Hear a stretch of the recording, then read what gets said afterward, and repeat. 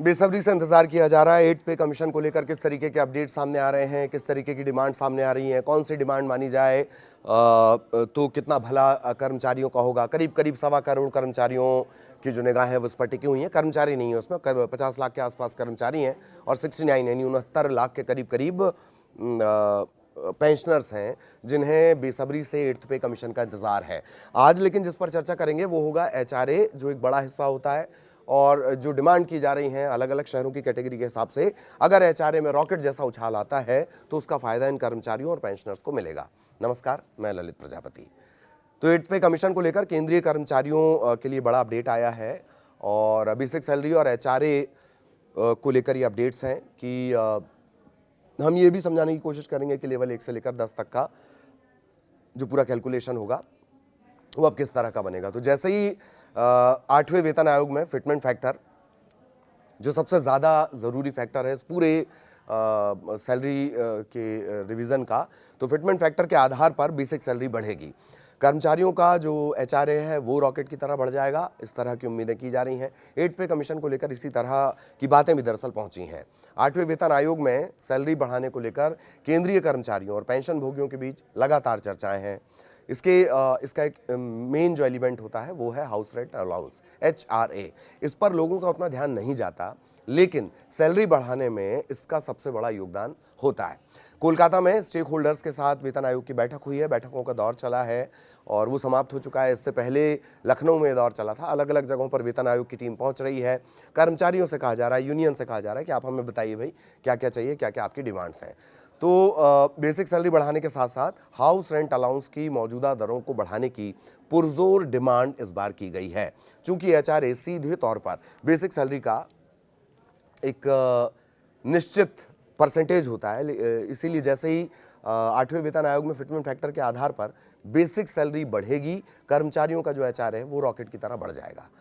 अब इसे थोड़ा सा समझने की कोशिश करते हैं कि कैसे 2, 2.1, 2.28 और 2.57 अगर ये फिटमेंट फैक्टर होता है तो लेवल 1 से लेकर लेवल 10 तक के कर्मचारियों की जो सैलरी होगी, HRA में कितना बम्पर उछाल इसके जरिए आ सकता है। फिलहाल 7वें वेतन आयोग के नियमों के हिसाब से देखा जाए शहरों को 3 कैटेगरी में बांटा गया है। अच्छा, एक बात और, कोलकाता में बैठक हुई, कोलकाता से पहले लखनऊ में बैठक हुई, उसके बाद उड़ीसा में भी बैठक हुई थी। ज़्यादातर जो बैठक है उसमें इन कैटेगरीज को लेकर बार बार ये कहा जा रहा है कि कैटेगरीज को फिक्स कर दिया जाए, कैटेगरी का जो परसेंटेज है वो फिक्स किया जाए। 3 कैटेगरी 2000 जो पिछला 7वां वेतन आयोग है उसके हिसाब से क्या है, XYZ। जनवरी 2024 में महंगाई भत्ता DA 50% पहुंचने के बाद जो मौजूदा HRA की दरें हैं वो कितनी रह गई हैं? 30% है X कैटेगरी के शहरों के लिए, 20% है Y कैटेगरी के लिए, 10% है Z कैटेगरी के लिए। कर्मचारी संगठनों का कहना ये कि बड़े शहरों में मकानों के किराए बहुत ज़्यादा बढ़ चुके हैं, लिहाजा जो HRA है वो नाकाफ़ी है। संगठनों ने वेतन आयोग के सामने ये मांग रखी है कि इसे बढ़ाया जाए। अब इसमें कौन कौन से संगठन है? NC है, JCM है, NCJCM है, AIDEF है, FNPO है, ये कर्मचारी संगठन है। इनकी डिमांड ये है, इनकी मांग ये है कि HRA के जो 3 स्लैब हैं इसे बढ़ाकर X कैटेगरी के लिए 40%, 35% Y कैटेगरी के लिए और 30% Z कैटेगरी के लिए कर दिया जाए और इसे महंगाई भत्ते की बढ़ोतरी से जोड़ा जाए। मतलब HRA अलग बढ़ता है, DA अलग बढ़ता है, इनका कहना है इसे क्लब कर दिया जाए क्योंकि DA लगातार बढ़ता रहता है। जैसे अभी जो DA है ऐलान के जैसे ही ऐलान होगा, जुलाई में एक बार होता है, जनवरी में एक बार होता है, तो जैसे ही ऐलान होगा ये करीब करीब 63% पहुंच जाएगा। इनका कहना यह है कि DA और HRA को आपस में जोड़ दिया जाए, एक बढ़े तो दूसरा भी बढ़े, ये डिमांड की जा रही है। पेंशनर्स को भी इसका लाभ मिल जाएगा। AINPSEF ये संगठन है, इसने X, Y और Z कैटेगरी के लिए क्या सुझाया है? 36%, 24% और 12% HRA की डिमांड की गई है। फिटमेंट फैक्टर का खेल समझ लीजिए कि कैसे जो नया HRA वो तय होगा। HRA की जो गणना होती है वो हमेशा बेसिक पेपर होती है। मान लीजिए अभी दिल्ली में जो X कैटेगरी में आता है, इसमें कार्यरत लेवल 1 के कर्मचारी की जो न्यूनतम बेसिक सैलरी है वो 18,000 है। अब उसे 30% के हिसाब से 5,400 रुपए का HRA मिलता है। अगर 8वां वेतन आयोग न्यूनतम फिटमेंट फैक्टर 2.0 तय करता है तो बेसिक सैलरी 36,000 हो जाएगी और 30% के हिसाब से HRA सीधे 10,800 हो जाएगा। अगर फिटमेंट फैक्टर 2.28 या 2.57 ये तय होता है तो ये फायदा और ज्यादा होगा। वो इसी हिसाब से बढ़ जाएगा। तो अलग अलग फिटमेंट फैक्टर पर जो एक अनुमानित गणित है उसके हिसाब से अगर बात कर ली जाए तो एचआरए से सैलरी में बम्पर उछाल नजर आ सकता है। अगर सरकार न्यूनतम फिटमेंट फैक्टर 2.28 या 2.57 को मंजूरी दे देती है तो केंद्रीय कर्मचारियों की इन हैंड सैलरी में ऐतिहासिक बढ़ोतरी देखने को मिलेगी। मिसाल के तौर पर एक एंट्री लेवल अफसर लेवल 10 अभी दिल्ली जैसे शहर में जो रह रहा है उसका सिर्फ मकान का किराया जो एचआरए है वो बढ़कर 43,250 प्रति माह तक पहुंच सकता है, 40,000 तक ये पहुंच सकता है। एक बात और कि बार बार जो बातें आ रही है फिटमेंट फैक्टर ऐसे ही तय नहीं होगा। फिटमेंट फैक्टर के लिए सबसे इंपॉर्टेंट होता है सरकार की वित्तीय स्थिति क्या है, बजट की क्या स्थिति है, और इन सब के बाद फिटमेंट फैक्टर तय होता है।